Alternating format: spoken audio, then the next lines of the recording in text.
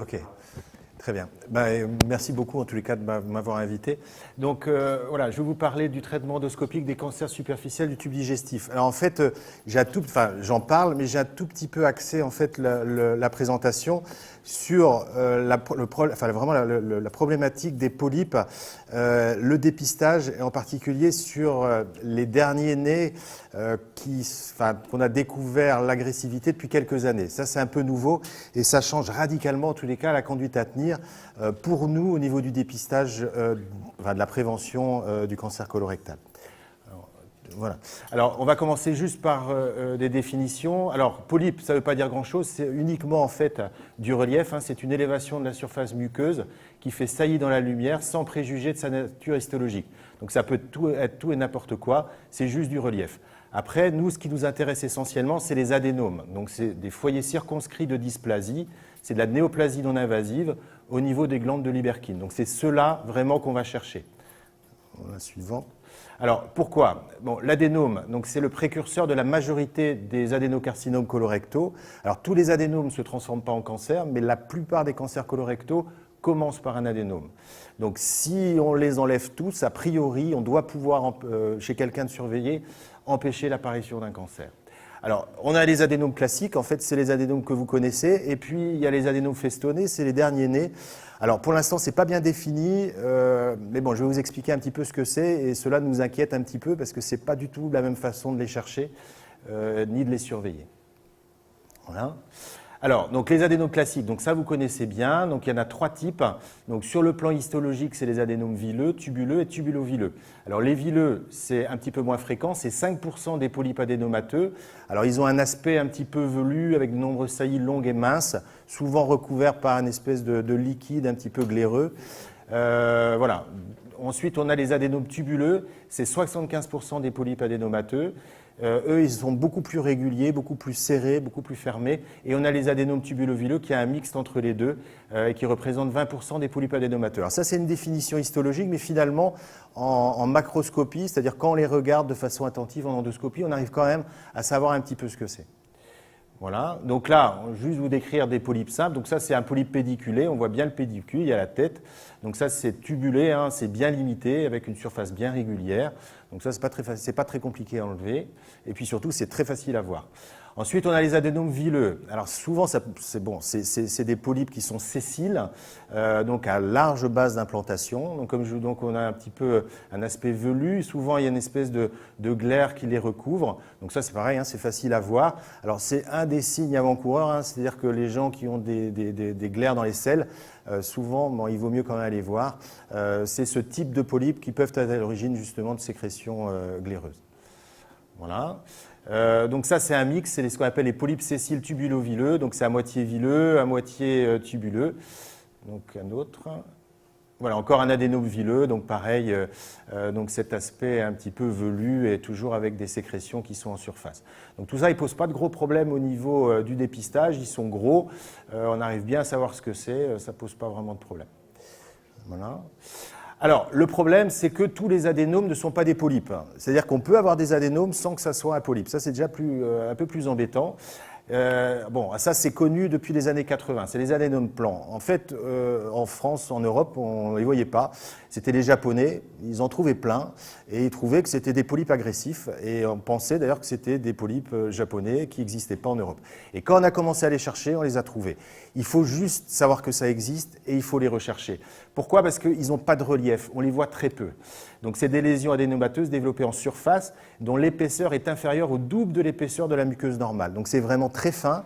Donc, si ce n'est pas propre, si on ne les cherche pas, on ne les voit pas. Donc, voilà. Donc, il faut vraiment faire attention à ces types de polypes parce qu'on le verra, ils sont plutôt plus agressifs que les polypes en surface, en relief. Donc là, par exemple, un polype plan là qu'on voit, le petit truc là, bon, là on ne le voit pas trop mal, juste après. Mais voilà, bon là c'est zoomé, on le voit bien, mais on voit que le revêtement, il n'est pas si éloigné que ça de la muqueuse adjacente. Donc si ce n'est pas propre, c'est impossible de le voir. Et puis surtout, si on ne le cherche pas, qu'on regarde partout, on va passer à côté. Donc voilà, donc c'est vraiment les polypans, faire très attention parce qu'ils sont quand même assez agressifs. Voilà. Après, tous les polypes ne sont pas des adénomes. Bon, on en a trois autres types. On a les polypes amartomateux, hyperplasiques et festonnés. Les polypes amartomateux, alors je vais faire vite, c'est relativement rare. C'est ce qu'on voit dans la maladie de Peutz-Jeghers. On n'en a pas beaucoup, mais il y en a quelques-uns sur le territoire quand même. Et puis les polypes juvéniles. Bon, ils ont un potentiel à dégénérer, mais c'est quand même assez rare. On a ensuite les hyperplasiques. Alors les hyperplasiques, tout le monde en a, on en voit tout le temps. Voilà, la suivante. Donc ils sont souvent multiples, ils sont sessiles, souvent de petite taille, et ils touchent essentiellement le rectum. Et ils évoluent toujours de façon bénigne. Ils ne se transforment jamais en cancer si c'est un polype hyperplasique. C'est ça le problème. C'est pour ça que les polypes dans le rectum, quand ils sont de petite taille, on ne les touche pas. S'ils ont un aspect en endoscopie de polypes hyperplasiques. Par contre, s'ils dépassent 8 mm, il vaut mieux les enlever. Et s'ils sont plus hauts, bon, sigmoïdes ou bas sigmoïdes, ça va encore. Par contre, au niveau du côlon droit, et c'est ça un petit peu la nouveauté, c'est qu'en fait, ce n'est pas des hyperplasiques. Nous, on pensait que c'était pendant très longtemps des polypes hyperplasiques, donc ils ne nous inquiétaient pas du tout. On les voyait, on les enlevait, à la limite, on les biopsiait, des hyperplasiques, on est tranquille. Et puis finalement, les anapathes maintenant les reconnaissent, parce qu'à l'époque, on nous disait, non, c'est un polype hyperplasique, c'est tranquille. Et en fait, on s'est aperçu qu'il y a un nouveau polype qui vient d'arriver, qui est connu. Ouais, bon, ça fait 5-6 ans qu'on commence à trouver ça un petit peu bizarre, mais depuis 2-3 ans, il commence vraiment à être bien connu, mais d'une façon un petit peu indirecte et qui est un peu inquiétante. Voilà. Donc, les polypes festonnés, donc ça représente plus d'un tiers des polypes colorectaux. Alors, un tiers, c'est énorme, mais c'est parce qu'au sein des festonnés, on a pas mal en fait de polypes qui sont plutôt du versant hyperplasique, donc pas agressifs, histoire de rassurer un petit peu, mais il y a quand même un pourcentage de vrais polypes avec un contingent édémateux un petit peu atypique. Donc c'est difficile à voir parce qu'on ne les voit pas bien, parce que donc en endoscopie, on n'arrive pas à l'étiqueter trop parce que ça ressemble beaucoup aux polypes hyperplasiques et il faut que l'anatomopathologie connaisse bien ce type de polype pour nous dire bah, c'en est un. Voilà, donc c'est pas si évident que ça. Plus ça va, plus on les repère, mais pendant très longtemps, on ne savait pas trop ce que c'était. Et le problème, et ça c'est majeur, c'est que le mécanisme de carcinogénèse, c'est-à-dire la transformation en cancer, est tout à fait différent des polypes classiques. Ça ne marche pas pareil. Voilà. Et en fait, on l'a découvert comme ça. C'est-à-dire qu'il y a une étude rétrospective sur les cancers d'intervalle. Alors, c'est quoi un cancer d'intervalle? C'est des gens qui sont suivis en coloscopie. On leur dit, bon voilà, antécédents familiaux du premier degré de cancer colorectal. On fait une coloscopie normale et il doit revenir 5 ans. Et manque de bol, entre les deux, il revient, il a un cancer. Bon, je touche du bois, ça n'arrive pas, mais c'est décrit. Il y a quand même 4 à 5% des polypes colorectaux qui sont des cancers d'intervalle. Donc, ce n'est pas anodin. Et donc, ils ont étudié un petit peu ce que c'était que ces cancers d'intervalle.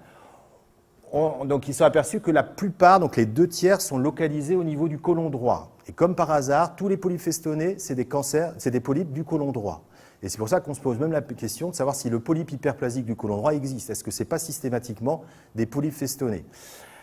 Les anomalies moléculaires donc du cancer, des cancers d'intervalle, c'est des cancers de type MSI, c'est-à-dire, bon, c'est MSI+, c'est une forme de cancer colorectal, c'est-à-dire instabilité des microsatellites, ce qu'on voit dans les maladies héréditaires, type syndrome de Lynch, HNPCC, etc.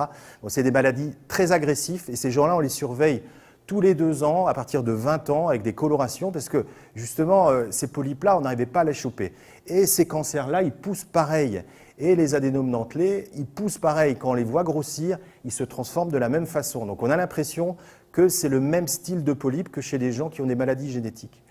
Et puis, la chronologie qui est connue maintenant de ce type de polype, elle est différente. C'est-à-dire qu'il reste longtemps bénin, mais on peut voir en 2 ans un tout petit polype qui devient un cancer. Ce qui explique que le polype pas vu, de petite taille, et 2 ans, 3 ans après, il y a un cancer invasif avec des symptômes et la personne se fait opérer.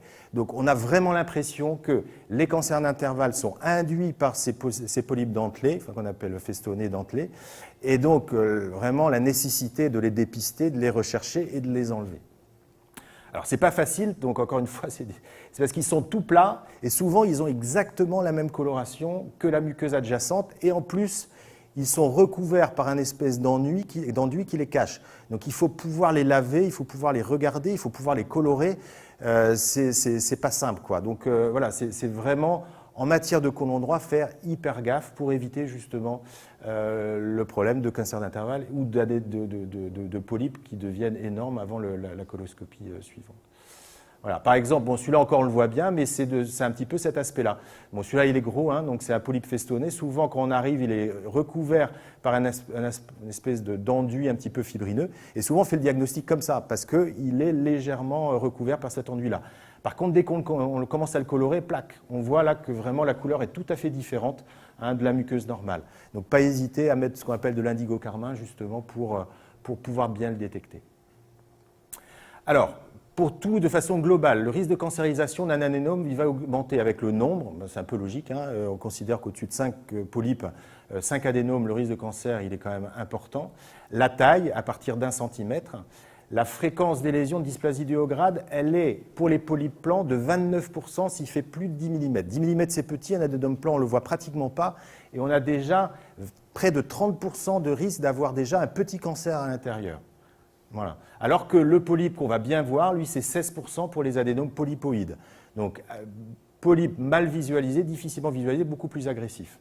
Après, donc, dysplasie de haut grade, 1% qu'on va voir dans les tubuleux, 12% les tubuleux vileux et 15% dans les adénomes vileux. Donc, plus c'est vileux, plus c'est agressif. Ce qui veut dire, c'est que déjà qu'on fait une endoscopie, on a déjà une idée sur le risque de transformation de cancer du patient, ne serait-ce qu'en regardant les polypes. Voilà. Même sans avoir fait d'histologie, on peut déjà avoir une idée. C'est pour ça qu'il y a des classifications. Alors, comment ça se passe au niveau de la transformation néoplasique au niveau des polypes? Donc, vous allez voir qu'entre le polype pédiculé et le polype plan, l'évolution elle est tout à fait différente. Polype pédiculé, donc là, tout en haut, donc on a un cancer intramuqueux, ça reste superficiel en hauteur. Le risque de cancérisation il est très faible. Là, on a un autre, c'est un cancer invasif. Donc, on voit qu'il a traversé la muscularis mucosée. Il est au niveau de la sous-muqueuse. Donc, voilà, logiquement, dans cette zone-là, il n'y a pas de lymphatique à passer. Ils sont beaucoup plus bas. Si ça reste au-dessus du collet, hein, on voit le niveau 2 là, le risque de dégénérescence, il est très faible. Si c'est en dessous, par contre, il y a un risque, effectivement, qu'il y ait un essaimage au niveau des lymphatiques et qu'il y ait des adénopathies. Alors que si vous voyez au niveau du polype plan, alors si ça reste intramuqueux, il n'y a pas de problème, le risque de cancérisation, il est très faible. Par contre, dès qu'on arrive au niveau de la sous-muqueuse, donc dès qu'on traverse la muscularis mucosée, le risque d'invasion et d'adénopathie métastatique, il devient réel, beaucoup plus précoce qu'avec un polype pédiculé. Donc là, en chiffres, donc on voit sur la gauche, donc si on a un envahissement, là c'est le chiffre numéro 1, uniquement au niveau de la région en intramuqueux, le risque de cancérisation, il est quasiment nul. Si ça reste à la partie superficielle, donc au-dessus du collet, mais que ça touche quand même la sous-muqueuse, le risque il reste modéré. Par contre, dans la mesure où ça touche la sous-muqueuse et que ça va en dessous du collet, le risque de ganglion métastatique il passe de 10 à 15%. Donc là, on n'est plus médical et si on tombe en histologie sur un polype comme ça veut dire qu'il faut compléter le geste par une chirurgie.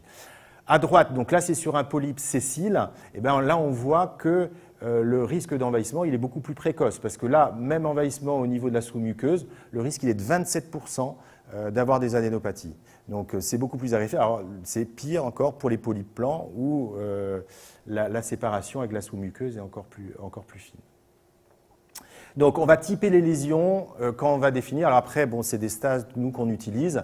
Donc, polypoïde, surélevé plan, déprimé ulcéré. Et déjà, avec ça, on a une idée sur le risque de cancérisation. 1 à 15%, donc en fonction de la taille, sur des polypes pédiculés et sessiles, les polypes classiques. Sur des polypes plans et surélevés, 4 à 6%. Mais dans les polypes plans, on parle également de lésions légèrement déprimées. Donc ça, il faut bien regarder. On a des zooms en endoscopie.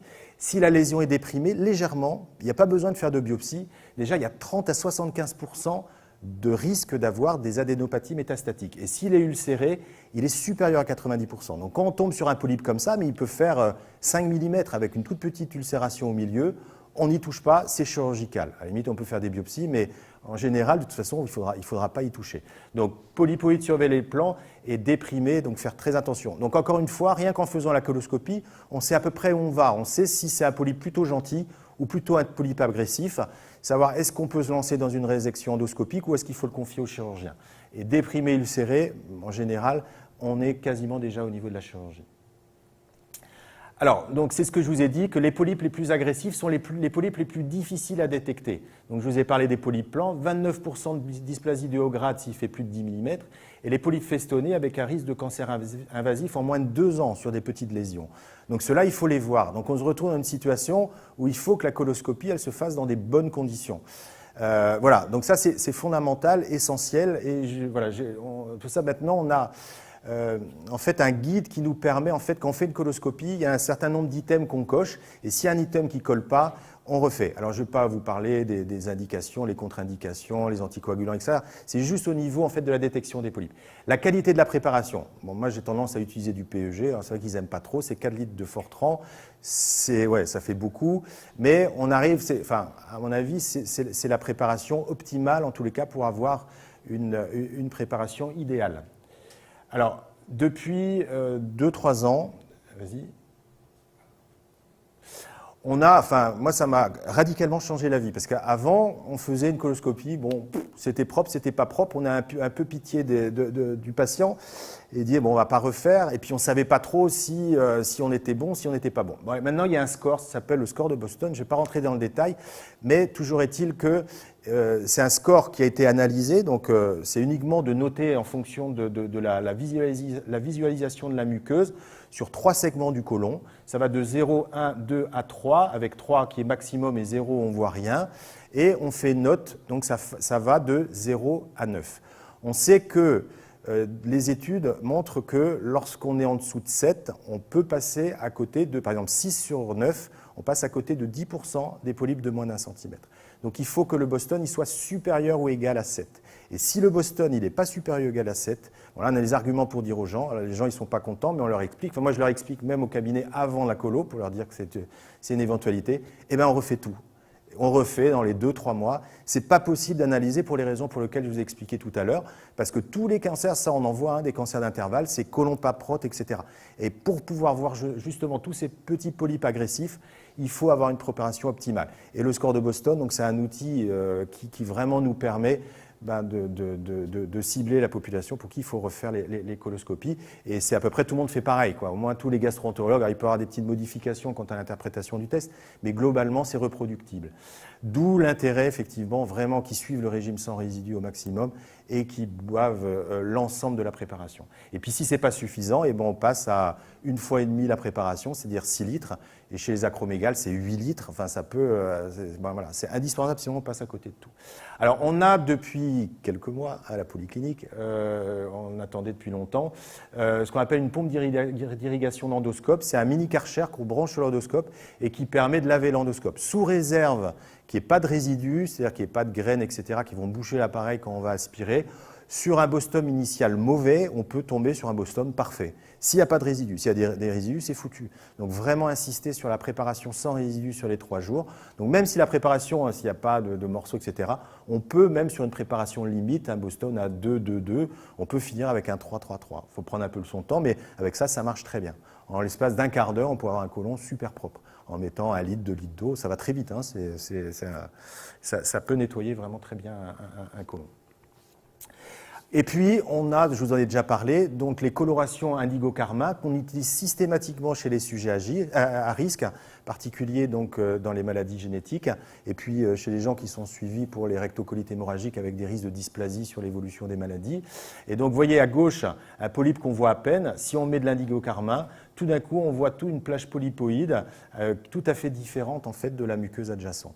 Donc, quand on ne sait pas trop, on met un coup d'indigo-karma et tout d'un coup, le polype s'éclaire ou s'éclaire pas. Ça permet vraiment d'avoir une définition parfaite du polype.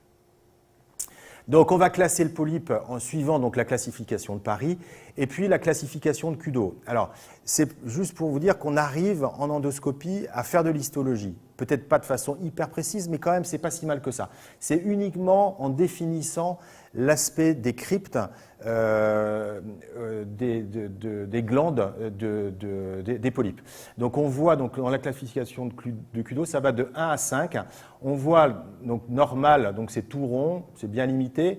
Après hyperplasique, on voit que c'est un petit peu étoilé. Et puis au fur et à mesure qu'on va à droite, que le polype est agressif, on voit que les glandes, elles sont de plus en plus étirées, elles sont de plus en plus irrégulières.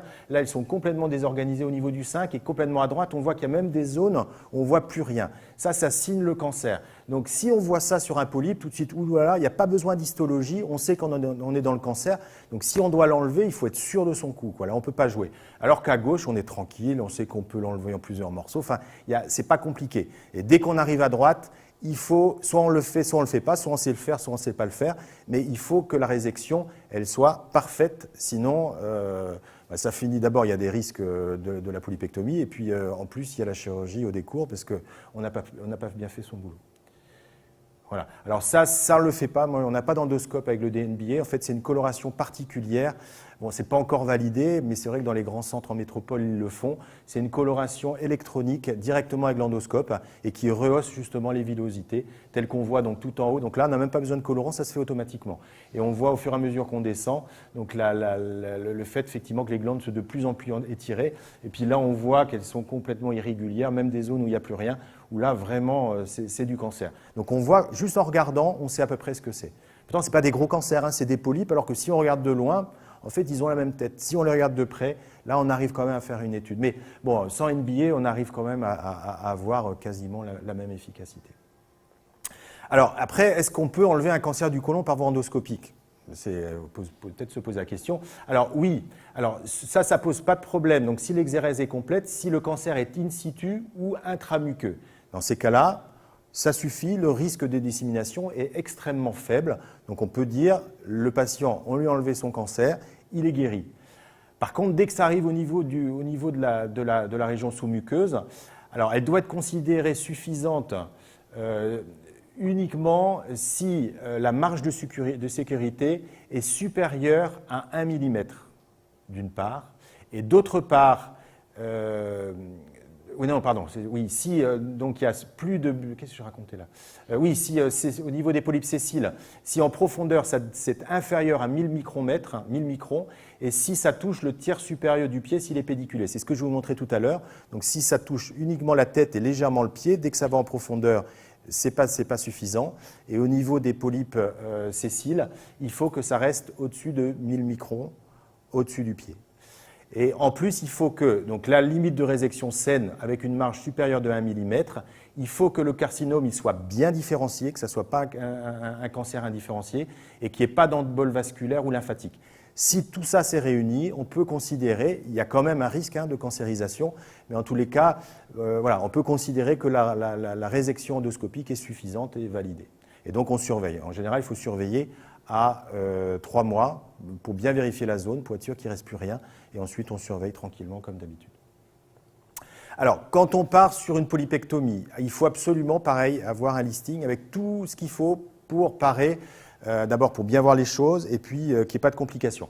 Donc, il faut des anses, ça c'est sûr. Des anses autolargables, je vous en montrerai juste une. C'est-à-dire que sur des gros polypes dégénérés avec une grosse tête et un long pied, un pied large de plus d'1 centimètre, si on coupe, ça va saigner. Avec un gros risque, il y a des clips pour arrêter l'hémorragie, mais on a possibilité avant de poser ce qu'on appelle une anse autolargable, c'est-à-dire qu'on fait passer l'anse qui est un peu molle, mais bon, on arrive quand même, au niveau du pied. Et là, il y a comme un garrot, donc on tire dessus, ça serre le polype, on largue l'anse et en fait, le garrot, il reste serré dessus. Ensuite, on peut couper et logiquement, ça ne saigne pas. Ça, c'est dans l'absolu. Des fois, c'est pire que tout, mais quand on le fait correctement, ça fonctionne pas mal, c'est assez élégant et il n'y a pas trop de problèmes. Bon, des fois, sur des très gros polypes, c'est quand même assez compliqué. Voilà. Ensuite, donc, il faut des aiguilles pour injection. Alors, ça va servir d'une part pour ce que je vous montrais tout à l'heure, les mucosectomies. D'autre part, si jamais il y a un marquage pour le chirurgien, on va injecter du colorant, ça lui permettra, parce que tous les polypes dont je vous parle, on ne les voit pas bien, ce n'est pas le gros cancer. Donc si on ne peut pas l'enlever, on va juste le marquer avec un peu d'encre. Et le chirurgien, quand il va faire sa cellio, il va le voir tout de suite et il pourra l'enlever parce que sinon, il ne pourra pas le palper. En tous les cas, en cellio, c'est impossible. Et puis, si jamais ça saigne, on a du sérum Phi avec de l'adrénaline pour arrêter l'hémorragie. Donc il faut une aiguille à sclérose juste à côté. Si on part sur un polype à enlever, un peu gros, et puis de l'adrénaline avec du sérum Phi, il faut tout à côté. Des clips hémostatiques, donc là, ceux-là, ils sont formidables parce qu'on peut les ouvrir et les fermer. Donc si ça saigne, clac, on positionne, on les ferme. Si ça ne marche pas, on les rouvre. Enfin, on arrive vraiment à arrêter les hémorragies sans aucune difficulté avec ce type-là, même léger artériel. D'autant plus que maintenant, on a des lavages dont je vous ai parlé. Donc si ça saigne, on lave, on voit très bien les choses. On met le clip, c'est d'une simplicité extraordinaire. Vraiment, le risque hémorragique, il devient quand même très faible. Sauf, cataclysme avec une énorme artère qui débite, mais logiquement, on arrive, c'est plus un trop gros problème, en fait, l'hémorragie artérielle sur polypectomie. Et ça, je n'utilise pas, mais c'est juste pour vous donner une idée. C'est-à-dire que la résection endoscopique de cancer superficiel, elle peut aller très loin. Et c'est vrai qu'il y a certaines techniques dont l'hémorragie fait partie du traitement, ça c'est normal, mais dont la perforation fait partie du traitement. Donc on peut utiliser ce type de clip-là qui vont fermer une paroi colique, qui vont fermer une paroi gastrique. Par expérience, quand on utilise du matériel qu'on n'utilise jamais, on fait que des conneries. Donc voilà, il faut pouvoir faire ce geste-là. Enfin, si on a un risque de perforation majeure, il ne faut pas le faire soi-même si on ne sait pas utiliser ce type-là. Et pour le faire, il faut un centre de référence qui en fait tous les jours. Si on en fait 4 par an, on est nul, quoi. Donc voilà. Donc ce type de clip existe, mais c'est vraiment sur des très larges résections qu'on ne fait pas nous-mêmes. Voilà. Donc, juste vous montrer, donc, polype pédiculé, ça, c'est pas bien compliqué. On met l'anse, on va au niveau du pied du polype, on coupe et on récupère le pied. Si ça saigne, on met un clip. Et si le pied est très gros, ben, on va pouvoir mettre une anse que je vous ai montré tout à l'heure, autolargable. On va serrer et puis on l'enlève et puis il n'y aura pas d'hémorragie. Voilà. Alors, ça, c'est les polypes pédiculaires. Après, les polypes sessiles, là, c'est un petit peu plus compliqué. On se retrouve devant une lésion où, de toute évidence, on ne va pas pouvoir le couper comme on vient de le faire. C'est un peu plus technique parce que si vous prenez le polype en entier et que vous coupez, vous faites un trou dans le côlon. Donc, ce n'est pas possible. Et puis, comme la résection, elle va être compliquée, autant on voyait tout à l'heure un pied sain sur le polype pédiculé, là, on ne sait pas du tout ce qui se passe. Donc, il va falloir analyser le polype et puis savoir quelle technique utiliser pour l'enlever. Alors, pourquoi? Parce que, idéalement, les polypes s'enlèvent en un seul bloc. Le polype d'avant, si on le fait en un seul bloc, c'est un sacré casse-croûte quand même. Il y a un risque quand même assez important de complications. Donc, voilà, il faut savoir s'il faut enlever le polype en un seul morceau. Alors, quand ils sont petits, ce n'est pas un problème, mais sur les gros polypes, il faut essayer de ça. Alors, c'est pour ça que l'analyse du polype en endoscopie, au départ, elle est fondamentale. Voilà, la petite zone qui est verte, donc c'est du carcinome invasif. Si on veut enlever ce polype, si on pense qu'il y a une zone dégénérée, il faut que la résection elle soit complète. Comme en chirurgie, c'est-à-dire R0 avec un anatomopathologiste qui analyse l'ensemble du polype. Si on va un peu court, alors on est content parce que tout est venu, mais on voit que là, les pointillés, là au milieu, ils passent juste contre le polype. L'anapathe, il va dire, bah ouais, bah, tu as coupé juste sur du cancer, je ne sais pas si la résection elle est suffisante. Donc, ce n'est pas possible. Donc, si on doit enlever ça et si on pense que c'est dégénéré, c'est que la technique de gauche. Alors, le pire, c'est le piecemeal donc en plusieurs morceaux, parce que là, c'est pareil, tous les pointillés. Et l'anapathe, lui, il va se retrouver avec plein de morceaux à analyser, c'est comme un puzzle, et il va se retrouver avec 3 cancers, il va être incapable de dire si la résection est complète. Pourtant, là, tout est enlevé, mais on ne peut pas dire. Donc, on ne peut pas, il va falloir opérer la personne alors que le cancer est enlevé. Donc, si on pense qu'il y a du cancer macroscopiquement, il faut tout enlever en un seul coup. Voilà. Après, il faudra en anapathe définir en fait la profondeur d'envahissement. Donc là, ça va classer en fait l'envahissement du cancer. Vas-y, passe après. Et on voit donc encore une fois que le risque de de métastase ganglionnaire augmente avec la profondeur. Si c'est muqueux, on est entre 0 et 3%. Si on traverse la muscularis mucosée, mais en superficie, on est 3 à 6%. Et si on va encore plus loin, on est de 16 à 30%. Donc voilà, c'est à peu près, donc jusqu'au SM1, on considère que la résection endoscopique est suffisante. Au-dessus, il n'y a pas à discuter, il faut opérer. Et encore SM1, c'est à discuter en fonction de l'âge, en fonction de beaucoup de choses. Voilà. Donc il y a une classification de Vienne autrement que nous font les anapathes, c'est ça qu'on a dans le compte rendu. 1, pas de néoplasie, donc c'est bon. 2, néoplasie indéfinie. 3, donc 4, dysplasie au grade, cancer in situ, suspect d'intravasif et cancer intramuqueux, donc les PTIS, c'est suffisant. Et les PT1, donc cancer infiltrant la sous-muqueuse, oui, sous réserve de tout ce que je vous ai dit après, que tous les caractères définis à l'anapathe soient validés. Hein, donc la profondeur, bien différenciée, etc. Donc on a notre polype sessile, et ben, il va falloir l'enlever. Alors encore une fois, bon, celui-là il a une bonne tête, on se dit, on le regarde bien, éventuellement on le colore, il n'y a pas de cancer. Bon, moi personnellement, ce que je... Attends, juste un tout petit peu, ouais. Il n'y a pas de cancer. Donc c'est vrai que l'enlever d'un coup, si on pense que le polype il est archi bénin, c'est joli, mais c'est prendre un grand risque pour le patient parce que on est obligé de faire une large résection, il y a quand même un risque de perforation. Bon. Donc on va se dire, on va essayer de l'enlever en plusieurs morceaux. On a droit, parce qu'a priori, le polype, il est archibénin. Donc on va utiliser une technique qu'on appelle la mucosectomie. Voilà. Alors, elle n'est pas compliquée, elle est fantastique. On peut même le faire sur des polypes de petite taille du côlon droit. Alors moi, ça m'a changé la vie. Les surrénales, elles sont plus vidées du tout quand on enlève les polypes. En fait, on crée un œdème artificiel, c'est-à-dire qu'on injecte du sérum physiologique coloré Vous verrez pourquoi. Donc juste au pied du polype. Et donc il va se surélever, on va l'éloigner de la musculeuse. Ensuite, on va pouvoir l'attraper, le couper. Résultat, on se protège, le risque de perforation il est mineur. Et d'autre part, la zone de résection, elle va être au-delà du polype. Et donc on va avoir une pièce anapath complète dans des bonnes conditions, en toute tranquillité. Donc ça, c'est pas très compliqué, c'est du tout venant. On en fait quasiment tous les jours. Enfin, tous les jours d'endoscopie. Donc on injecte ce qu'on appelle de l'indigocarmin. En plus, donc c'est du sérum physiologique. Et puis en plus, ça rehausse l'aspect du polype. Toute la muqueuse normale, elle va devenir toute bleue. Et le polype, lui, il va rester sa couleur de polype. Donc on le voit très bien. Et la résection, là, on va pouvoir vraiment couper en profondeur sans aucun danger. Et si on n'est pas tranquille, on peut mettre 4 cc, 5 cc, 6 cc, on s'en fout. Après, s'il touche le plafond, là, on peut plus l'enlever. Mais globalement, on peut enlever des grosses choses avec cette technique-là sans aucun problème. Et quand on coupe, on voit que de l'œdème de la muqueuse. On est vraiment loin de la musculeuse et vraiment loin des risques de perforation. Par exemple, et ça c'est des choses classiques, donc polype sessile, donc d'allure bénie au niveau du côlon droit. Donc de toute évidence, donc là il a été enlevé en plusieurs morceaux.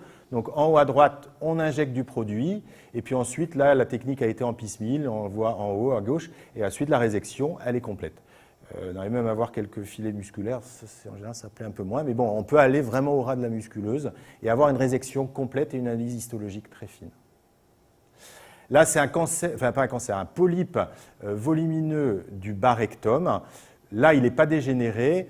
On peut l'enlever de façon complète par endoscopie, mais là, encore une fois, en piecemeal. Donc, on va l'injecter, on va le décoller, puis on va enlever plein de morceaux, et ça va donner, donc ça, juste après, voilà, une résection complète avec une analyse. On est content. Vas-y. Alors, on va voir si ça marche. Là, parce que tout à l'heure, ça ne marchait pas.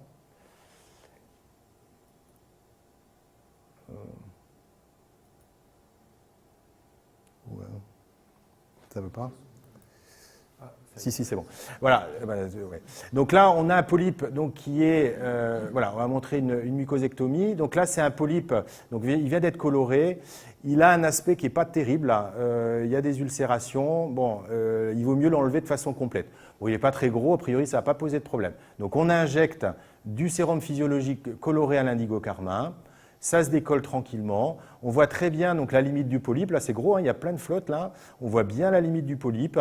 Donc, on met l'anse, voilà, on la positionne. On est sûr là que tout le polype il est pris en une seule fois. On serre, on passe du courant. En plus, on a des systèmes qui permettent de calculer l'énergie. Voilà, et on arrive juste à avoir une résection complète. Tout est propre, il ne reste plus rien. S'il y a une petite hémorragie, on met un clip, c'est parfait, on récupère le polype. On le met bien étalé sur un petit carton pour que l'anapath puisse l'analyser correctement, hein, qu'il ne soit pas en boule, parce que lui, il va le couper. Donc, il faut vraiment le présenter bien et on aura vraiment une analyse fine du polype. Voilà, donc ça, c'est bon, polypectomie en un seul morceau. Sur un possible cancer, a priori, celui-là, probablement que c'était un petit cancer. Ah non, c'est juste avant. Ouais, essaye de... C'est bon? Non, c'est l'autre après. Ouais.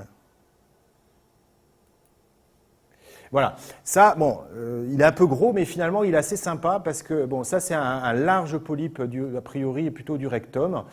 Il est surtout bien placé, parce que le bordel, c'est quand c'est dans les angles, ça devient infernal, et des fois, on ne peut pas, même sur des trucs petites, parce que c'est tellement caché qu'on ne peut pas le faire. Celui-là, il est juste devant, on le voit très bien. On l'analyse finement, il n'y a aucun problème, ce n'est pas du cancer. Donc là, on peut l'enlever en plusieurs morceaux. Toute évidence, c'est impossible de l'enlever en une seule fois. Donc on va injecter, on va le décoller. Bon là, ça va vite parce que c'est mis en accéléré. Hein, on voit très bien avec l'indigocarmin là comment ça se présente. Le polype, il est bien visible. Et puis tranquillement, on prend le polype, on le coupe. Hein, en plus, ce que je disais tout à l'heure, on a des appareils qui permettent des bistouris électriques qui définissent vraiment la quantité d'énergie à délivrer en section et en colligation. On n'a rien à faire, il suffit juste d'appuyer sur le bouton et ça permet de bien couper, électrocoaguler les petits vaisseaux. Donc voilà, là on enlève en superficie un petit peu à droite. On peut prendre des gros morceaux ou pas, un petit peu. Alors le début, en général, on fait juste un trou, ça permet d'avoir une prise en fait en profondeur et puis après, on va pas à pas comme ça pour découper le polype. Bon, il le fait particulièrement bien, le résultat il n'est pas toujours comme ça, mais globalement le principe, même si c'est quand même un peu gros, mais ça ne pose pas de gros problèmes en prenant son temps. Bon là c'est x8, hein. En général il faut à peu près une bonne heure pour enlever de façon complète le polype. Bon, là, ça ne saigne pas. Si ça saigne, bon, on injecte un petit peu d'adrénaline. Le problème, si ça saigne beaucoup, il faut poser un clip. Alors, on ne peut plus continuer, on est obligé d'arrêter puis de refaire plus tard. Mais bon, on arrive en général à faire une résection à peu près complète de ce type de polype, hein, qui est assez gros, avec une partie là qui part sur la droite. Il faut juste prendre son temps. Bon, souvent, ils sont quand même un peu plus petits que ça, hein. Quand ils sont cette taille-là, malheureusement, il y a souvent de la dégénérescence. Donc, je pense que c'est pour ça qu'ils ont été filmés. Donc voilà, c'est derrière. On continue à injecter pas à pas, on protège. Donc, il n'y a toujours pas de risque de perforation. On voit très bien que le polype ne se colère pas du tout avec l'indigocarmin, contrairement à la muqueuse normale. Et puis voilà. Alors pareil, si on commence à faire une mucosectomie supérieure à plus de la moitié, en cicatrisant, on a un risque de sténose lors de la cicatrisation, quoi. Bon, là, ça fait un tiers, donc ça ne devrait pas poser de gros problèmes. Donc on continue la résection tranquillement. Voilà, x8, donc c'est quand même un peu plus lent normalement. Et on arrive à une résection complète. Donc on est content, on a tout enlevé, ce n'était pas du cancer, donc on récupère tous les fragments et puis on va faire une analyse de tout ça. Donc bien évidemment, voilà, ça peut se faire que lorsque le côlon il est hyper propre. C'est pour ça que quand on se lance dans une résection, il faut être sûr de son coup. Et ce que je fais, si c'est pas nickel, si la préparation n'est pas optimale ou s'il y a un risque, on recommence tout. C'est suffisamment lourd de prévenir les gens des risques, etc. Tant pis, je sais que ça fait une endoscopie en plus, mais se retrouver à faire ça alors qu'il y a des selles, parce que si ça saigne et qu'il y a tout d'un coup du liquide qui arrive, on ne voit plus rien. Enfin, on peut finir en chirurgie tout simplement parce que ce n'était pas propre. Donc voilà. Alors là, on passe dans ce qu'on appelle les dissections sous muqueuse. Alors c'est d'actualité. Moi, j'en envoie régulièrement en métropole, mais on ne le fait pas ici. Alors, on a un polype là qui, de toute évidence, il est agressif. Il a un aspect un petit peu ulcéré. Il faut l'enlever en une fois. Et en mucosectomie, on ne pourra pas l'enlever en une fois, ce n'est pas possible. Donc, il faut trouver une autre technique. On l'envoie à des gens qui savent faire. Et on va utiliser ce qu'on appelle... Vas-y. Hein? C'est un film ou c'est la diapo? Non, c'est diapo. Et on va faire ce qu'on appelle une dissection sous muqueuse. C'est-à-dire que là, on tombe un petit peu, c'est un peu une technique chirurgicale. Alors, on va d'abord, la technique c'est ça, c'est-à-dire d'abord on va marquer le pourtour du polype parce que rapidement on va être débordé. Enfin, il parle le fait que ça va être gonflé, on ne saura plus les limites du polype. On va faire une injection sous muqueuse pour décoller comme une mucosectomie, pour s'éloigner de la musculeuse, pour pouvoir réséquer sans problème. Alors juste un petit détail par rapport à ça, c'est qu'en fait, c'est un cancer, même si c'est cancer, quand on injecte, et souvent on fait juste ça pour voir, si le polype ne se décolle pas, ce n'est pas pour nous. C'est qu'il est collé à la musculeuse, donc il y a un envahissement, c'est cuit. S'il se soulève facilement, en général, c'est endoscopique, on peut l'enlever. Donc déjà, à ce moment-là, en injectant, on sait si ça peut être un traitement médical. Donc, on injecte, donc on décolle la lésion. Ensuite, il va faire une incision circonférentielle. Et puis après, petit à petit, on va disséquer donc directement la sous-muqueuse. Par exemple, voilà la photo un peu dégueulasse, mais voilà, c'est une lésion, de toute évidence, elle est dégénérée. Par contre, elle se soulève lorsqu'on injecte. Donc, a priori, elle peut être, on peut l'enlever médicalement. Donc voilà, on fait donc la dissection, vas-y. Ça donne ça en une fois, en un seul fragment. Vas-y, la suite. Et voilà, et il ne reste plus que ça, avec une pièce complète. Donc on a le polype dégénéré au milieu et toute l'analyse de la muqueuse adjacente. Donc là, l'anapathe, il peut dire c'est bon ou c'est pas bon. Au vu de tout ce que je vous ai expliqué, en fonction de toutes les valeurs, on sait que si la résection est suffisante ou pas. Et voilà. Montrer donc voilà un film de dissection sous muqueuse. Donc là c'est au niveau de l'estomac. Donc c'est un cancer de l'estomac au niveau de l'antre qui se laisse décoller. Donc a priori il y a une possibilité. Donc là il y a un marquage directement avec un petit bistouri. C'est uniquement pour avoir des limites bien localisées pour savoir ce qu'on fait. Ensuite, comme pour la mucosectomie, on injecte. Tout se soulève, même si derrière ça a un peu plus tendance à rester, mais par la suite on voit que ça se décolle bien. Donc voilà, il faut bien décoller pour pouvoir couper en dessous. On injecte, on décolle tout, là il décolle très bien. Donc on crée encore une fois l'œdème artificiel là. Et ensuite on fait donc une incision longitudinalement tout le long, tout autour du polype, progressivement. Alors, ça marche bien là, mais ça arrive de clac, on fait un trou. Enfin, c'est quand ça fonctionne, c'est pas dur, mais enfin voilà, faut vraiment que ça soit une équipe qui a l'habitude, qui en fait tous les jours. Une fois que c'est décollé, donc là ensuite on fait la dissection là. Donc là on est dans la muqueuse et on découpe au fur et à mesure. Donc on est au niveau de la sous-muqueuse, pardon. Là on voit une petite artère. Donc comme en chirurgie, on va la dégager et avec une pince, on va l'électrocoaguler pour éviter l'hémorragie.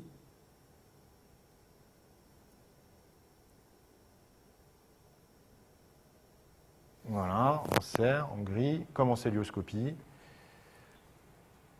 Et puis ensuite, on coupe profondément. Alors les repères, c'est vrai qu'ils ne sont pas très simples, on ne sait plus trop où on est, mais bon, avec l'expérience, a priori, ça marche, puisqu'ils le font très bien.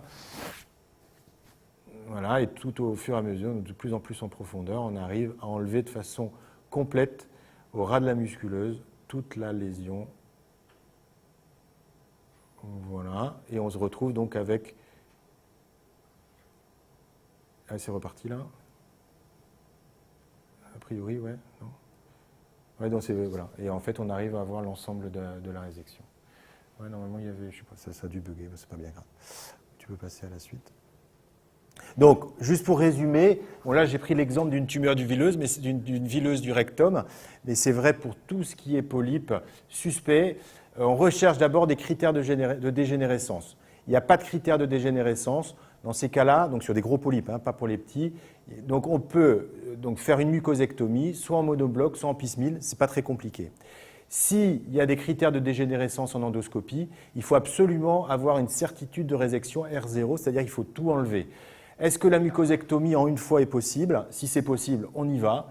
Si ce n'est pas possible, eh bien dans ces cas-là, il faut faire une dissection sous muqueuse. Et c'est vrai que sur ce type de polype-là, moi ça m'arrive, pas des tonnes, mais 2 fois, 3 fois par an, d'envoyer, en l'occurrence à Marc Barthé à Marseille, qui prend les patients, qui fait ça, et ils gardent une semaine, ils reviennent, et ils sont guéris, il n'y a pas de chirurgie. Voilà, donc c'est quand même assez fin, c'est relativement fréquent. Voilà, bon, merci.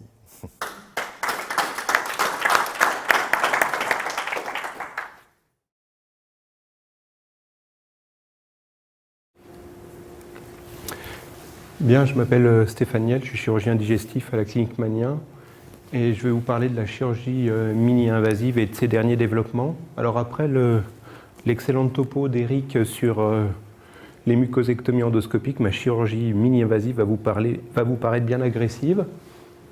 Malgré tout, la chirurgie digestive, en tout cas la chirurgie viscérale, est une spécialité qui a connu une évolution considérable ces dernières années, depuis la fin du XXe siècle en gros. 2 facteurs.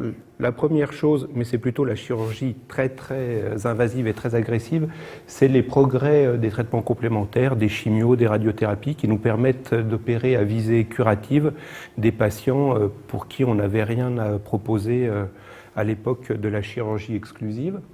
Et la deuxième chose, c'est donc le développement de la laparoscopie ou de la célioscopie, c'est exactement la même chose, qui a permis l'essor de cette chirurgie mini-invasive. 2 dates sont vraiment très importantes dans l'évolution de la chirurgie mini-invasive. La première date, c'est 1987, c'est la première cholécystectomie faite par célioscopie par le docteur Mouret en métropole. Et la deuxième chose, une petite dizaine d'années plus tard, c'était la validation de la célioscopie pour le traitement des cancers digestifs. Il a fallu une dizaine d'années à peu près pour cette validation. Au départ, on avait extrêmement peur que la célioscopie avec le pneumopéritoine provoque des disséminations péritonéales avec des carcinoses ou des greffes tumorales sur les orifices de trocar. Une fois que la célioscopie a été bien implantée pour la vésicule notamment, on a pu voir arriver de nouvelles techniques qu'on a appelées la laparoscopie avancée, puis le mini-invasif. Vas-y, je te prie. Voilà. Donc cette évolution s'est faite globalement en 3 temps. Donc la laparoscopie, puis ce qu'on a appelé la laparoscopie avancée, c'est l'extension des techniques célioscopiques à des chirurgies qu'on pensait dans un premier temps trop compliquées, trop dangereuses pour être faites sous célio. Et donc plus récemment la chirurgie mini-invasive qui prend de nombreuses formes. Ça peut être la chirurgie cœlioscopique avec un seul trocar, ça peut être la mini-laparoscopie avec des trocars de 2 ou 3 mm, et puis des choses plus compliquées comme la chirurgie robotique ou le NOTS qui est une abréviation anglo-saxonne pour Natural Orifice Translumidal Endoscopic Surgery, donc la chirurgie par les orifices naturels. Donc un tout petit rappel, vous voyez la cœlioscopie. C'est pas très puissant. Donc une caméra, un insufflateur, une lumière froide, et on va voir à l'écran ce qu'on fait dans le ventre par l'intermédiaire de trocars. Donc vous voyez les trocars qui nous permettent d'accéder à la cavité péritonéale, d'insuffler le malade. Des instruments qui sont des instruments de cœlioscopie identiques à ce que l'on avait en laparotomie, mais avec une longueur qui en moyenne fait 36 cm et beaucoup plus récemment l'arrivée de la cœlioscopie 3D. Alors la laparoscopie avancée, c'est la réalisation sous cœlioscopie de chirurgie initialement réputée impossible à faire par cette voie d'abord. Donc il y a la chirurgie du côlon et du rectum, la chirurgie du canal cholédoque, la chirurgie de l'œsophage, de l'estomac, la chirurgie de la rate et plus récemment la chirurgie hépatique et la chirurgie pancréatique. L'avantage de la cœlioscopie, c'est surtout d'avoir une image extraordinairement amplifiée, de voir de manière extrêmement précise des détails anatomiques que éventuellement on ne voyait pas en laparotomie, et ça permet aussi d'aller placer son œil à des endroits de la cavité péritonéale où, à ventre ouvert, on ne pouvait pas accéder.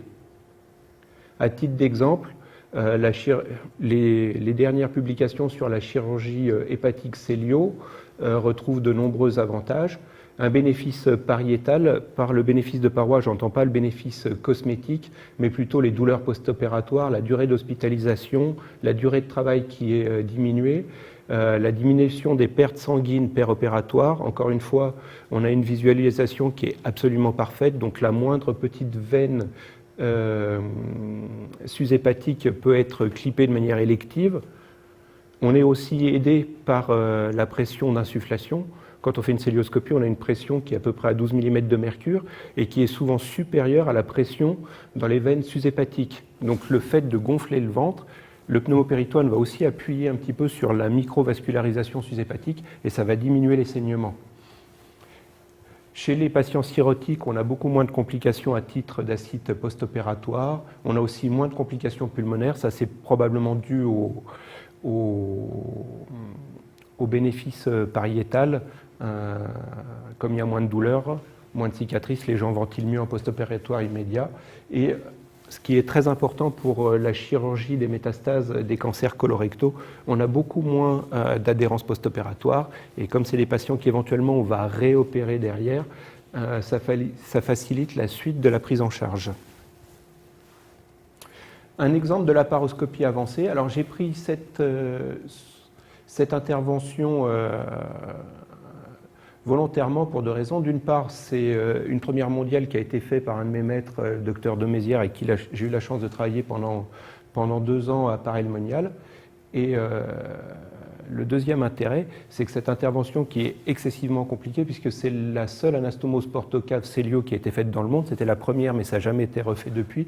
Elle a donc été faite à Paray-le-Monial, qui est un petit village de 8000 habitants au fin fond du Charolais. Et donc c'est bien la preuve que grâce à la cœlioscopie, ça permet de faire des interventions complexes dans des petits centres et avec des moyens réduits. Donc les techniques mini-invasives, il y a essentiellement la mini-laparoscopie, le trocar unique, le NOTS et la chirurgie robotique qu'on va voir successivement. Donc la mini-laparoscopie, en fait, on va diminuer la taille des incisions avec des trocars qui vont faire 2 à 3 mm. Les anglo-saxons qui appelaient la célio la keyhole surgery, la chirurgie par le trou de la serrure, et bien maintenant on est passé au trou d'aiguille. Donc il y a une instrumentation qui est spécifique, initialement développée pour la chirurgie pédiatrique. Le gros avantage par rapport aux techniques qu'on va voir plus tard, c'est que la position des trocars est la même, qu'on garde la triangulation, et donc c'est assez simple de passer de la célioscopie traditionnelle à la mini-laparoscopie. Et enfin, ces incisions de 3 mm sont quasiment invisibles à 1 mois de l'intervention.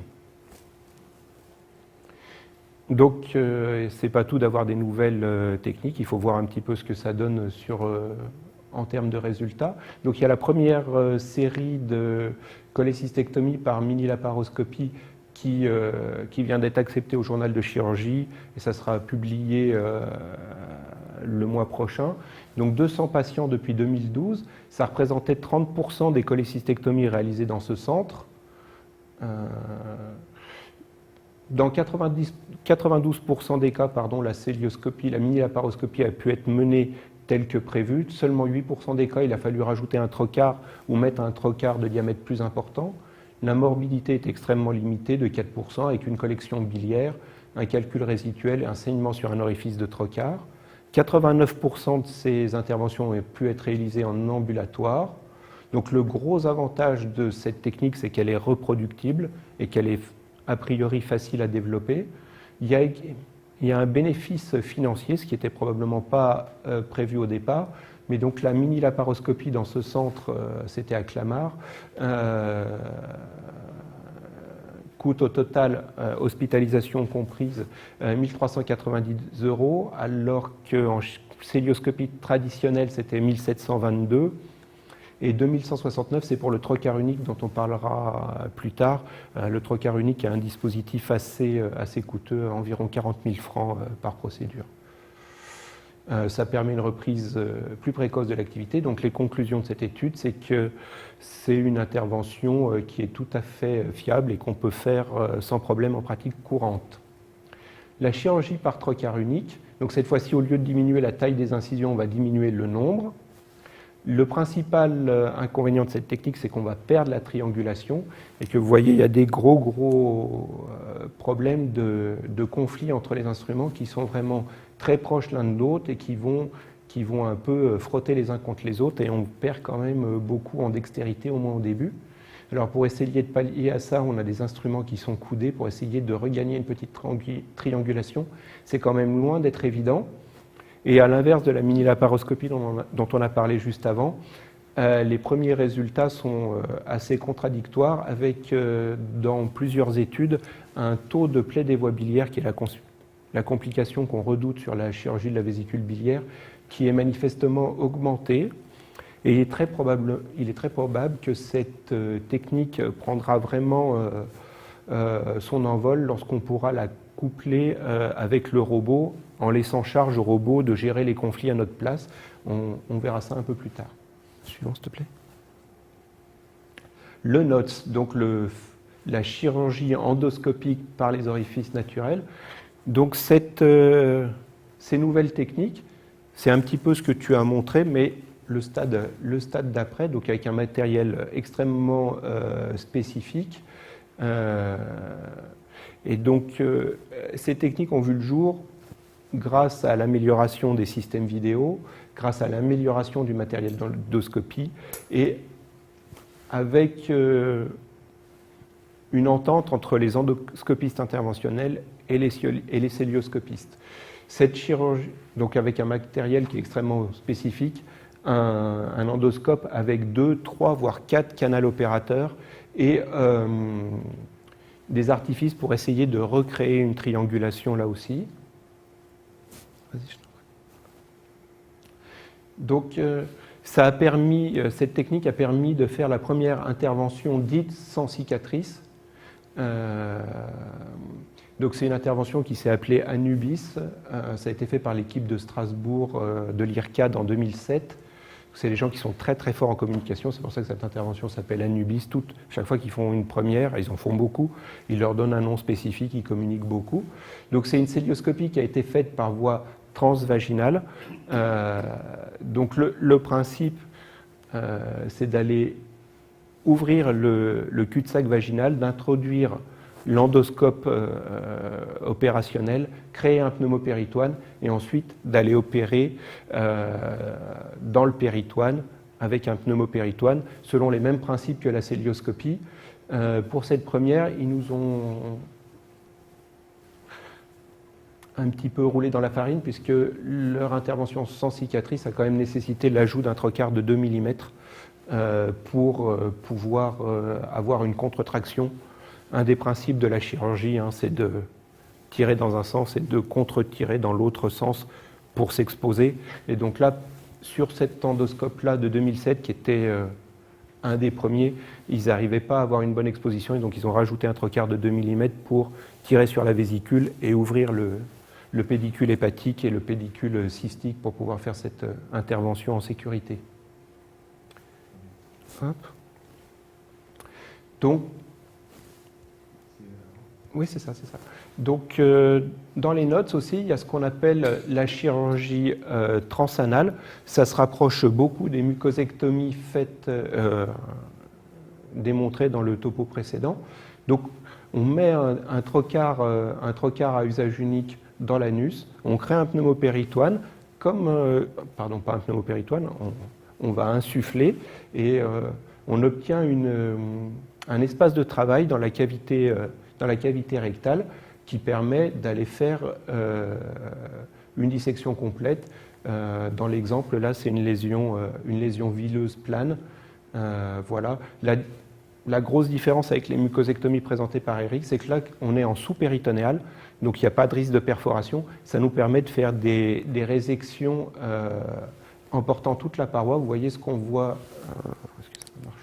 ce qu'on voit ici, là, vous voyez, on voit du jaune. Donc c'est le mésorectum, c'est le tissu adipeux périrectal. Donc là, c'est une résection qui va emporter toute la paroi et pas seulement la muqueuse. Donc là, les indications de cette chirurgie, jusqu'à présent, c'était les tumeurs bénignes et les tumeurs T1 et CM1, c'est-à-dire les tumeurs invasives mais qui s'arrêtaient au premier tiers de la sous-muqueuse, ce qu'Éric a bien montré tout à l'heure. Il y a une étude qui s'appelle l'étude Grégard 2 qui étudie cette chirurgie pour les lésions T2, T3 de moins de 4 cm qui sont bons répondeurs à la radiothérapie préopératoire. Et les résultats ont été présentés par Éric Rullier la semaine dernière au congrès de l'AFC, mais ils n'ont pas encore été publiés. Donc pour le moment, je ne sais pas si cette technique va se développer ou pas. Très probablement que si les résultats de l'étude de Grégard 2 sont positifs, ça va se développer beaucoup et on va en faire de plus en plus. Alors, l'exérèse du mésorectum par voie transanale, ça c'est vraiment une technique de pointe. Donc ça c'est une technique qui va réaliser par voie transanale ce qu'on fait d'habitude par voie abdominale. On va aller enlever cette fois-ci non pas une tumeur à l'intérieur du rectum, mais on va aller enlever le rectum, mais en partant par en bas. Donc en fait, on met le fameux trocard à usage unique. On va faire une bourse au niveau de l'anus, au niveau du rectum juste susanal, et ensuite on va inciser la paroi rectale pour ensuite passer.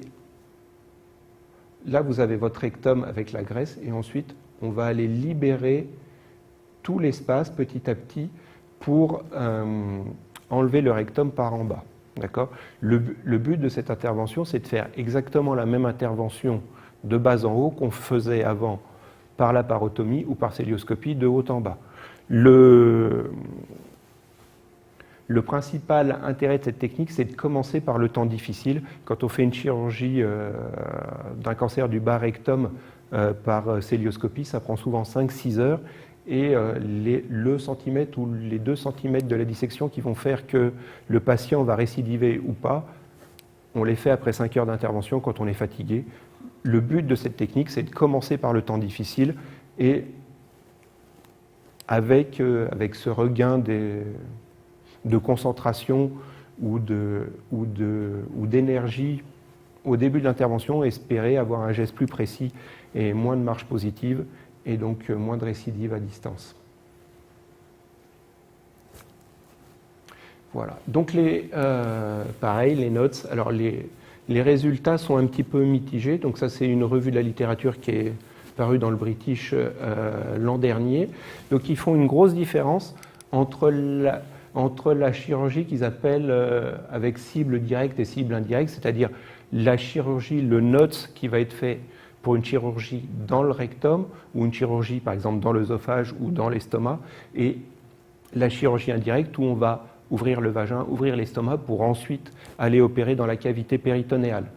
Il y a de grosses réserves pour toute cette chirurgie indirecte, donc par voie essentiellement transvaginale ou transgastrique, parce qu'il y a de nombreuses complications, et des complications qu'on n'avait pas auparavant.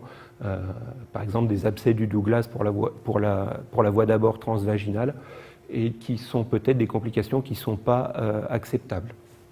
Et donc la conclusion de cette revue, c'est que ces techniques doivent être réservées à des centres experts, entraînés, et que chaque intervention doit être inscrite dans un registre avec un recueil et une revue très fréquente en termes de morbidité pour vérifier que, à force de vouloir faire des exploits techniques, on n'aille pas faire des bêtises.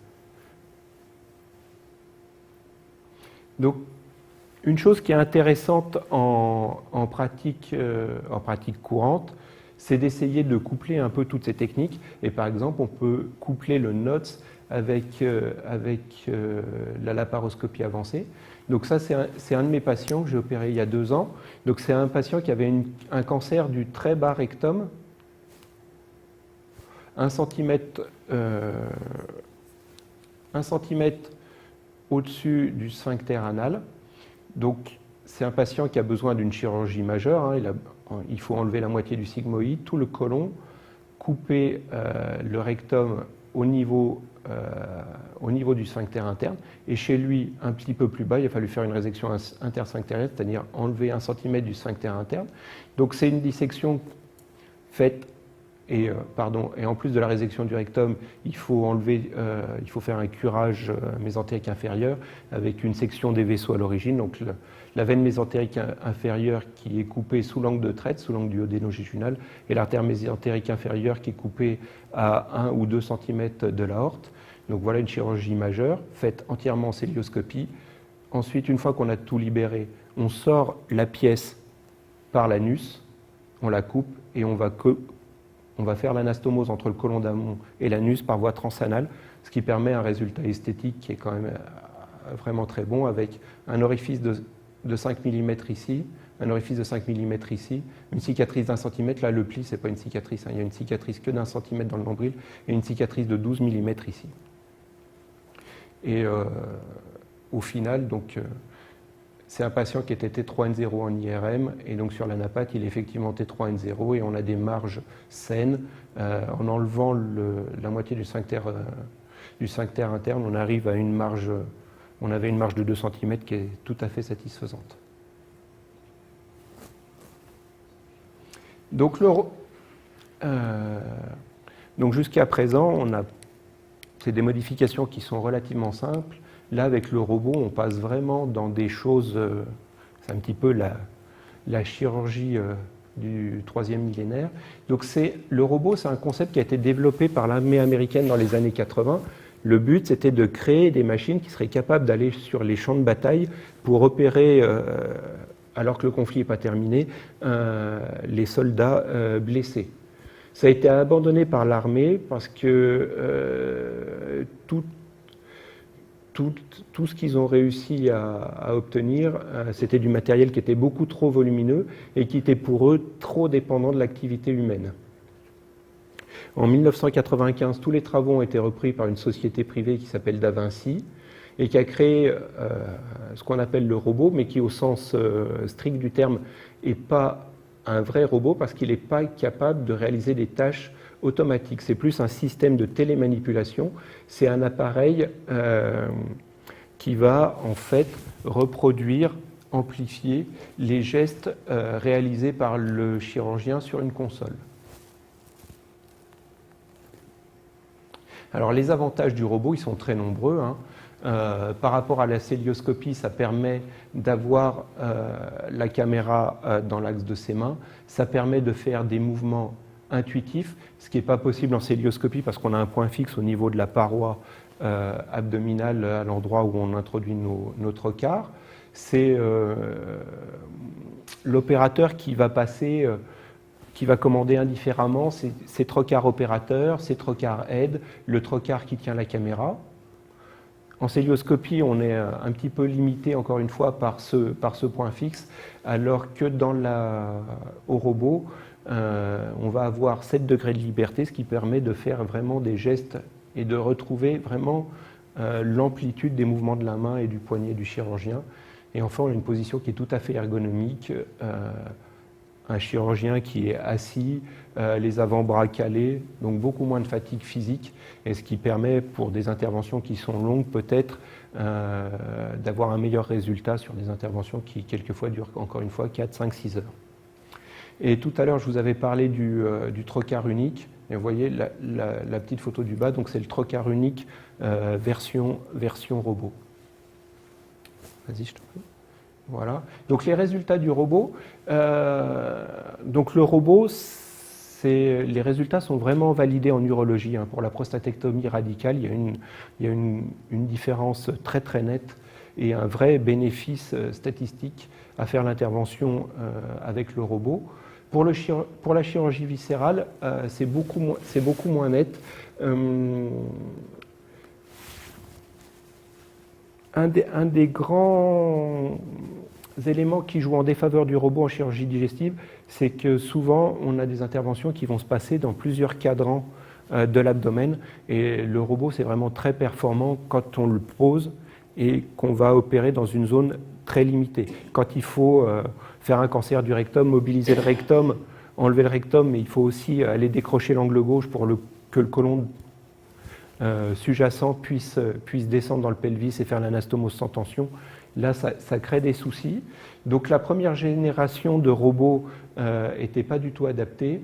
La dernière génération qui est sortie en 2014 est beaucoup plus simple d'usage. Et donc depuis 2014, il y a vraiment de nombreuses publications. Mais pour l'instant, que ce soit le cancer du rectum, la chirurgie du pancréas ou la chirurgie hépatique, on n'arrive pas à démontrer de bénéfices. Et les gens qui sont promoteurs de la technique du robot ont même inventé un nouveau concept d'étude. C'est-à-dire qu'avant, on faisait des études médicales pour trouver un bénéfice à une technique. Et là, maintenant, le robot, c'est des études de non-infériorité. Et donc, la non-infériorité à 2 200 000 $ plus 150 000 $ de maintenance annuelle, ça fait un petit peu cher. Maintenant, ça va très probablement se développer. Il va sans doute y avoir des robots.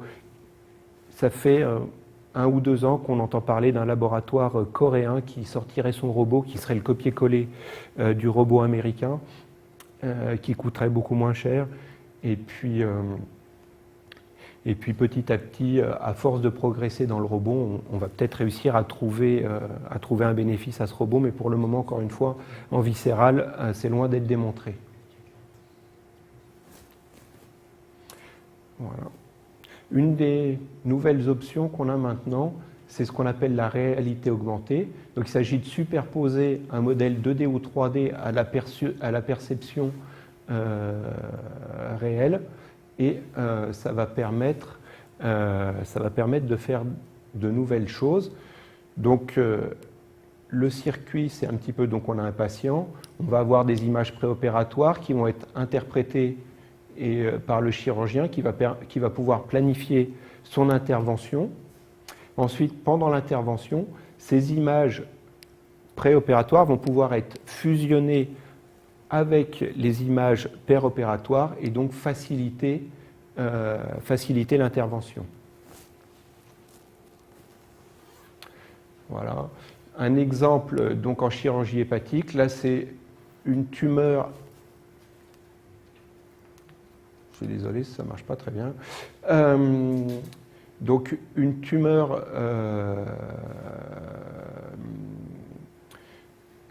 plutôt centro-hépatique, donc pas facile à enlever parce que vous voyez, elle est très proche de la convergence biliaire, de la convergence portale, donc avec des risques de faire des plaies opératoires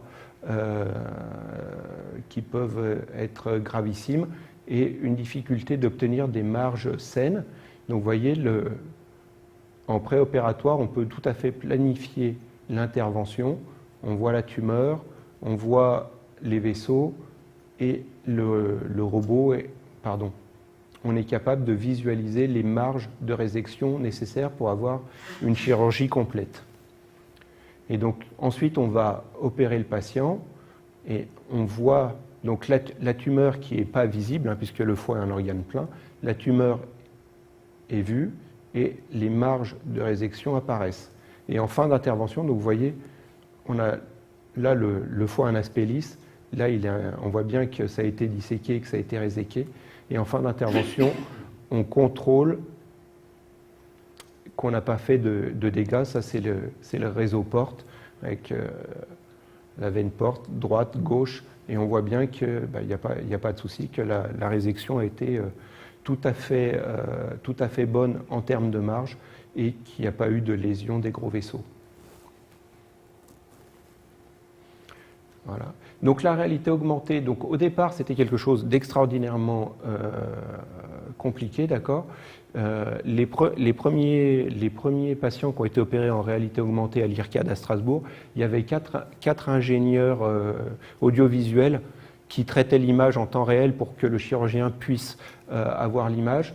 Maintenant, à Montsouris, à Paris, il y a la Célio et il y a la réalité augmentée juste à côté. Alors les images ne sont pas fusionnées, mais le chirurgien peut les synchroniser l'une avec l'autre. Et il y a une équipe de chirurgie hépatique de Yokohama qui carrément, alors ce n'est pas de la Célio, c'est de la chirurgie ouverte, mais qui carrément fait ça sur son iPad. D'accord ? Donc c'est réellement en très très grand développement et en très grande simplification, et c'est probablement quelque chose dont on pourra profiter bientôt. Voilà. C'est en train de se développer pour le cancer du rectum, donc on en a déjà pas mal parlé, mais donc la chirurgie du rectum, en tout cas pour les bas rectums, les lésions très basses, ça se joue vraiment à quelques millimètres, et donc sur...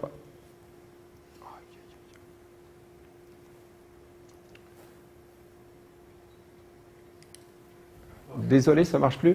Vous voyez cette dissection, donc là le bon plan est ici, vous voyez. Il faut vraiment passer comme ça, comme ça, comme ça. Et donc de temps en temps c'est diabolique. Et si on avait de la réalité augmentée pour ce genre de patient, très probablement qu'on pourrait avoir la marge de résection et entre guillemets les pointillés, ça nous permettrait d'être beaucoup plus précis, et ça permettrait probablement de diminuer le taux de récidive loco-régional. Une autre chose qui est à l'étude, mais ça c'est vraiment pour le moment très très expérimental, c'est la fluorescence qui permet de voir les adénopathies métastatiques, de diminuer l'importance des curages, diminuer la morbidité et permettre de débuter les chimiothérapies beaucoup plus tôt après les interventions. Voilà. Pour ce qui est du robot et de la réalité augmentée, à l'extrême, ce que cherchent à faire surtout par exemple les gens de l'IRCAD, c'est de créer des patients virtuels ou des clones numériques pour, sur certaines interventions excessivement compliquées, faire l'intervention de manière virtuelle sur le robot, en dehors du patient, opérer donc le clone numérique jusqu'à obtenir un geste parfait. Et une fois qu'on a obtenu le geste parfait, ce serait le robot qui reproduirait le geste sur le patient. Voilà, mais pour le moment, on en est encore loin. Voilà, tout ça, on a vu. Voilà, donc c'est une évolution qui est extrêmement rapide, mais qui est encore une fois peut-être trop rapide. Il faut quand même faire attention on est quand même là pour soigner les patients, avoir des suites simples, plus que pour faire des exploits techniques.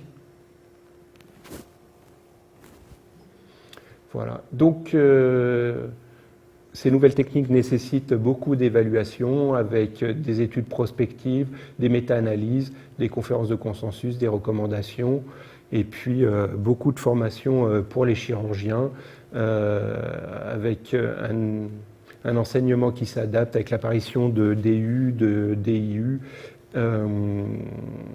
Pour la première fois, il y a un service de chirurgie mini-invasive qui a été créé à Clamart avec un professeur de chirurgie mini-invasive et puis beaucoup d'enseignements aussi par Internet avec l'IRCAD à Strasbourg. AIS, c'est une équipe de Barcelone qui est très très active, surtout pour la chirurgie transanale. Et Sage TV, c'est une chaîne de télé créée par l'association des cœlioscopistes américains. Et donc en conclusion, la chirurgie mini-invasive est quelque chose qui se développe de plus en plus. C'est une part intégrante de ce qu'on appelle la réhabilitation précoce, qui permet d'avoir des suites de plus en plus rapides et de réduire de manière notable la durée d'hospitalisation. Ce sont des techniques qui sont gagnant-gagnant. Il y a un vrai bénéfice pour le patient, encore une fois en termes de douleur post-opératoire, en termes de douleur esthétique, en termes de complications, en termes de durée d'arrêt de travail. Il y a un bénéfice pour le chirurgien au moins en termes de satisfaction et de plaisir à opérer et